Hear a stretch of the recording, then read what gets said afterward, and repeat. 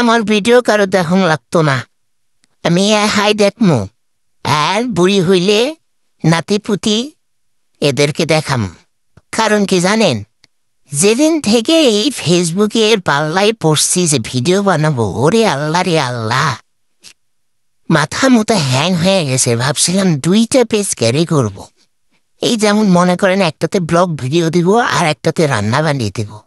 ও বাবা, মুই তো আবার সাওয়াল পালি, স্বামী পালি, এত গুনলান যে পারলে আর পেজের কি কাজ করুন যায়।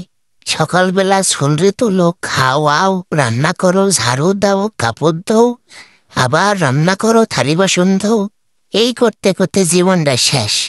তাই ভাবলাম এক পেজেই জোরে বলতে সব দিব, যা হয় হবে, তাতে কিছু হয় হব, না হয় না হব। এতে কইরা অন্তত নিজের মাথা তো থাকবে। আল্লাহ না হয় মনে করেন যে 2টা পেজ যদি আমি চালাবার যাই, আমাকে পাবনা থেকে আসা লাগবে, এত নিতে পারি না। সেই জন্য আজকে রান্না করলাম হালিম।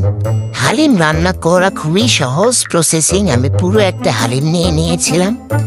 তো তারপরে কি হয়েছে, হালিম দিয়ে মনে করেন যে গরম পানিতে একটুক্ষণ চিবিয়ে রেখেছিলাম।